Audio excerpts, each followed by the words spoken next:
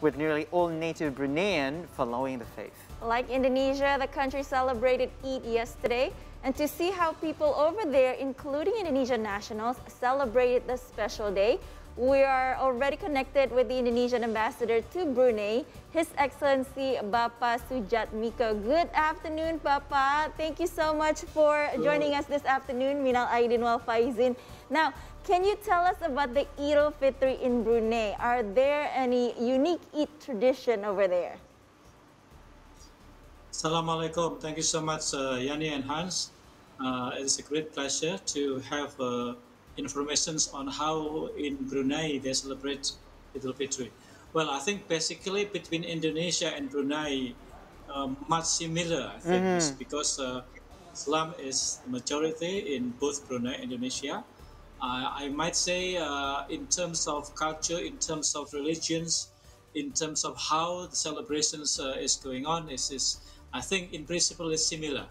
I might say something that make the difference is the durations of the celebrations.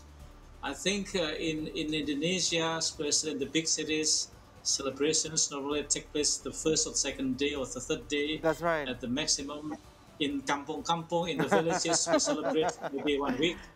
Maybe this is the difference that I can share with you. In Brunei, if I'm talking before COVID, before pandemic COVID, celebration is quite long. So in Brunei, celebrations can last almost the whole month. Wow! After the first of fall.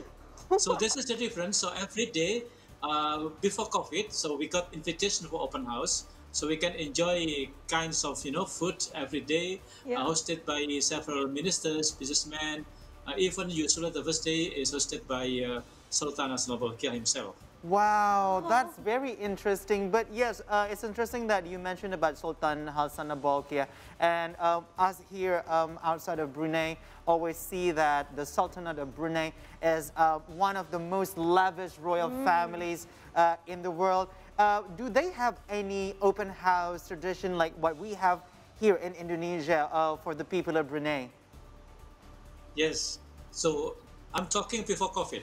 So before COVID, the first day of Hari Raya is usually open for ministers, for ambassadors, and also some dignitaries. So the palace is open for special guests, for VVIP guests. The third day and the second and third day is usually open for public. So the whole population can flock to the palace, including foreign citizens, including Indonesian workers. They can go to the palace and they can meet directly Sultan Bolkiah and members of the family, and they can enjoy the luxuries of the palace. They can enjoy many kinds of food being served. This is before COVID, but after COVID, after 2020, 2021, there is no celebrations. Only today, only yesterday, we have again open house in the palace, but only for VVIP, so not yet for the public. I see. So probably we spoke to our friends around Southeast Asia about how they celebrate Eid AlFitr. How about there in Brunei? If there is any, I know Brunei is like a very small country, right? But is there any like Malaysian would call balik kampung, or here in Indonesia we call it mudik? Is there any tradition like that over there, sir? This is again the big difference as we have. Yeah? In Brunei, there is no pulang kampung because Brunei, if you can see from the very top, very north part of Brunei until to the very south part of Brunei, might be only something like 200 kilometers. So there is no pulang kampung or mudik tradition in Brunei. So this is, I think, the big difference. Not like in Indonesia, macet everywhere, traffic jam. Here, as people just visiting family, relatives. Like in Indonesian, villages, but there is mudik. But in Brunei, it is small. Population is only not more than 460,000 people. Wow, so it's even less than Jakarta, yeah. No, much less than even Depok. Now, Bapak, here we're at Sea today. Every time we check in with our friends in other countries, we always want to know about Eid dishes. We always thinking about food, right? So, are there any Eid dishes that are typically served there, and which one is your favorite, Bapak? Like Bruneian food, yeah, Bruneian dish. Well, I think I might say is 90% similar with Indonesia. Yeah. So you can find lontong sayur, you can find rendang, chicken curry. Yeah, yeah. Several dishes is similar.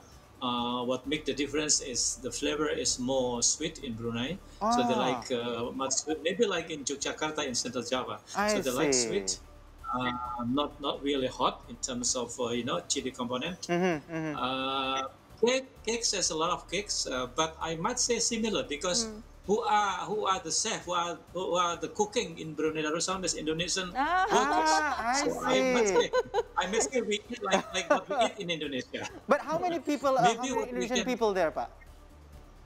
Well, in Brunei, those who are reported to us is about 30,000 Indonesian. So Indonesian population in Brunei is the largest, the foreign largest national is Indonesians. I see. And then the second is from Bangladesh. The third is from the Philippines. So we have around 30,000. If we include those who are not reporting to our embassy, it's around 40,000. Like on the first day of Eid AlFitr, we have organized Salat Eid, Yeah. Eid praying. This time was attended by around 700 person Jama'ah.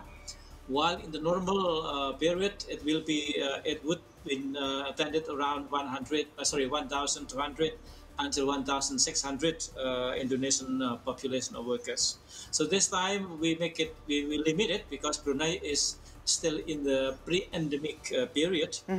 Some limitation is in place, so we make a special effort to make sure that they are coming in, enforcing the pandemic COVID health protocol. So we make sure everybody is negative test. So we make several procedures. So we just actually we can accommodate around 1,000 Jama'ah, but yesterday we have only around 700 persons coming. All right, sir, on behalf of Indonesians there in Brunei, do you have anything to say to people all over the world, especially the families of the Indonesian in Brunei, in Indonesia? Do you have anything to say?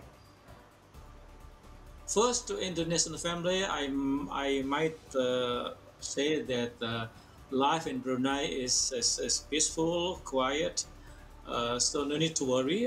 Their families are working in Brunei.